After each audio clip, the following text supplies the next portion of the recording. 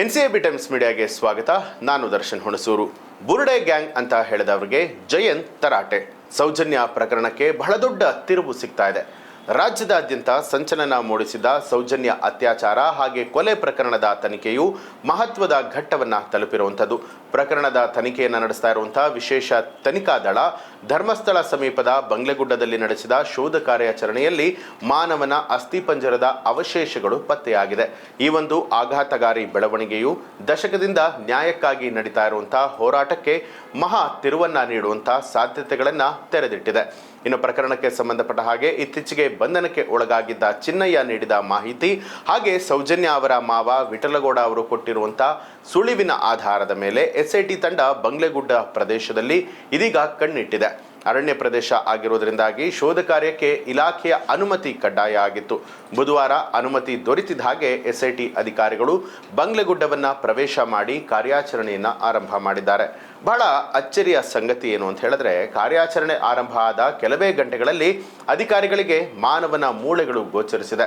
ವರದಿಗಳ ಪ್ರಕಾರವಾಗಿ ಒಟ್ಟು 9 ಬೇರೆ ಬೇರೆ ಸ್ಥಳದಲ್ಲಿ ಅಸ್ಥಿಪಂಜರದ ಅವಶೇಷಗಳು ಪತ್ತೆಯಾಗಿದ್ದು, ಇದು ಇಡೀ ತನಿಖಾ ತಂಡವನ್ನೇ ಬೆಚ್ಚಿ ಬೀಳಿಸಿದೆ.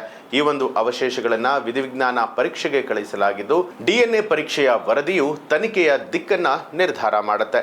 ಈ ಒಂದು ಮಹತ್ವದ ಬೆಳವಣಿಗೆ ಆಗ್ತಿದ್ದ ಹಾಗೆ ಸೌಜನ್ಯ ಪರ ಹೋರಾಟಗಾರ ಜಯಂತ್ ಅವರು ತೀವ್ರವಾಗಿ ಪ್ರತಿಕ್ರಿಯೆ ಕೊಟ್ಟಿದ್ದು, ತಮ್ಮ ಹೋರಾಟವನ್ನ ಹಂಗಿಸುತ್ತಿದ್ದವರ ವಿರುದ್ಧ ಆಕ್ರೋಶವನ್ನ ವ್ಯಕ್ತಪಡಿಸಿದ್ದಾರೆ. ನಮ್ಮನ್ನ ಬುರುಡೆ ಗ್ಯಾಂಗ್ ಅಂತ ಹೀಯಾಳಿಸಿದವರು ಎಲ್ಲಿದ್ದೀರಾ? ಇವಾಗ ಬನ್ನಿ. ಅದೇ ಬುರುಡೆ ಗ್ಯಾಂಗ್ ಇಂದು ತನಿಖೆಗೆ ದೊಡ್ಡ ತಿರುವನ್ನ ಕೊಟ್ಟಿದೆ. ಈ ಒಂದು ಬುರುಡೆ ಗ್ಯಾಂಗ್ ಅನ್ನ ಸ್ವತಃ ಮಂಜುನಾಥ ಸ್ವಾಮಿ, ಅಣ್ಣಪ್ಪ ಸ್ವಾಮಿಯೇ ಭೂಮಿಗೆ ಇಳಿಸಿದ್ದಾರೆ ಅಂತೇಳಿ ರೊಚ್ಚಿಗೆದ್ದು ಮಾತನಾಡಿದ್ದಾರೆ. ಧರ್ಮಸ್ಥಳ ಚಲೋ ಅಂತ ಹೇಳಿ ಸಾಲು ಸಾಲು ಕಾರುಗಳಲ್ಲಿ ಬಂದು ಸಮಾವೇಶ ಮಾಡಿದಂಥ ಬಿಜೆಪಿಗರು ಎಲ್ಲಿದ್ದಾರೆ? ಇವತ್ತು ಬಂದು ಇದರ ಬಗ್ಗೆ ಪ್ರಶ್ನೆ ಮಾಡಿ ಸಮಾವೇಶವನ್ನ ಮಾಡಲಿ ಅಂತ ಹೇಳಿ ರಾಜಕೀಯ ನಾಯಕರನ್ನ ಕೂಡ ತರಾಟೆಗೆ ತೆಗೆದುಕೊಂಡ್ರು. ತಮ್ಮ ತಂಡದ ಹೋರಾಟದ ಯಾವುದೇ ವ್ಯಕ್ತಿ ಅಥವಾ ವ್ಯವಸ್ಥೆಯ ವಿರುದ್ಧವಾಗಿಲ್ಲ, ಅದು ಕೇವಲ ಅನ್ಯಾಯದ ವಿರುದ್ಧ ಅಂತ ಹೇಳಿ ಅವರು ಸ್ಪಷ್ಟಪಡಿಸಿದ್ದಾರೆ. ತನಿಖೆಯ ಮುಂದಿನ ಹಾದಿ ಹೇಗಿರುತ್ತೆ ಹಾಗಿದ್ರೆ? 2012ರಲ್ಲಿ ನಡೆದ ಈ ಒಂದು ಘೋರ ಕೃತ್ಯದ ಬಳಿಕ ಆರಂಭಿಕ ತನಿಖೆಯಲ್ಲಿ ಬಂಧನಕ್ಕೆ ಒಳಗಾಗಿದ್ದ ಆರೋಪಿ ನಿರ್ದೋಷಿ ಅಂತ ಹೇಳಿ ಸಾಬೀತಾಗಿತ್ತು. ಇದರಿಂದಾಗಿ ನಿಜವಾದ ಅಪರಾಧಿಗಳು ಯಾರು ಅನ್ನುವಂಥ ಪ್ರಶ್ನೆಗೆ ಉತ್ತರ ಕೂಡ ಸಿಕ್ಕಿರಲಿಲ್ಲ. ಸೌಜನ್ಯ ಕುಟುಂಬ ಹಾಗೆ ಹೋರಾಟಗಾರರ ನಿರಂತರ ಒತ್ತಡದ ಫಲವಾಗಿ ಸರ್ಕಾರ ಎಸ್ಐಟಿಯನ್ನ ರಚನೆ ಮಾಡಿತ್ತು. ಇದೀಗ ಪತ್ತೆಯಾಗಿರುವಂತಹ ಮೂಳೆಗಳು ಪ್ರಕರಣದ ಸತ್ಯಾಸತ್ಯತೆಯನ್ನ ಬಯಲಿಗೆ ಎಳೆಯುವಲ್ಲಿ ನಿರ್ಣಾಯಕ ಸಾಕ್ಷಿಯಾಗುವಂತ ನಿರೀಕ್ಷೆ ಇದೆ.